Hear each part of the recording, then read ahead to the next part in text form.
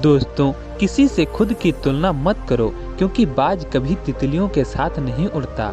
आइए इसको एक कहानी से समझते हैं।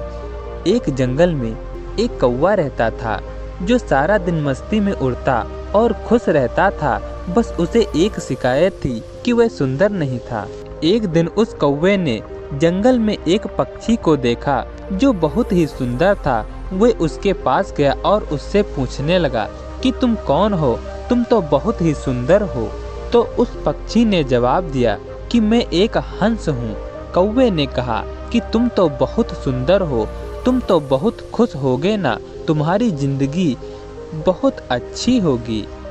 तब हंस ने कहा कि मैं तो कुछ भी नहीं हूँ, यहाँ मुझसे भी सुंदर कोई है। तो कौवे ने कहा तुमसे भला सुंदर कौन हो सकता है। यह बात सुनकर हंस ने उसे तोते के पास भेज दिया। जब कौवा तोते के पास गया तो वह तोते की सुंदरता देखकर हैरान हो गया। उसने तोते से पूछा कि तुम तो इतने सुंदर हो, तुम तो बहुत खुश रहते होगे। फिर तोते ने भी कहा नहीं, यहाँ मुझसे भी सुंदर कोई है। कौवे ने पूछा वह कौन है। तो तोते ने कहा कि वह मोर है। तोते की बात सुनकर कौवा मोर को ढूंढने चला गया। वह 1-2 दिनों तक मोर को जंगल में ढूंढता रहा, लेकिन उसे मोर कहीं नहीं मिला। फिर उसे पता चला कि मोर शहर के एक चिड़ियाघर में रहता है। तो वह मोर को देखने चिड़ियाघर चला गया। वहां जाकर कौवे ने देखा कि एक सुंदर सा पक्षी पिंजरे में बंद है और सब लोग उसके साथ फोटो खिंचवा रहे होते हैं।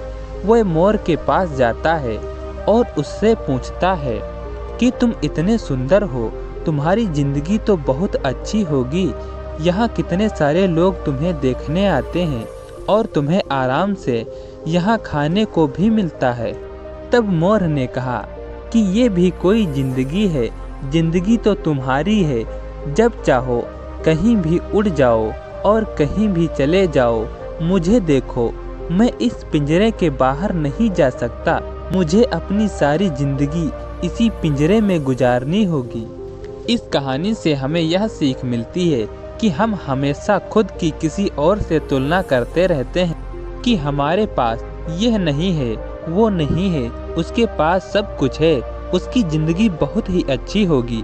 लेकिन ऐसा नहीं होता है।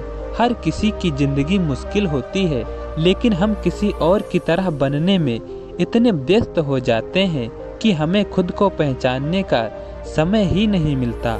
और जो दूसरों के पास है उसे हासिल करते रहते हैं और हम वे भी खो देते हैं जो हमारे पास है। तो दोस्तों, यह कहानी आपको कैसी लगी कमेंट में हमें ज़रूर बताइए।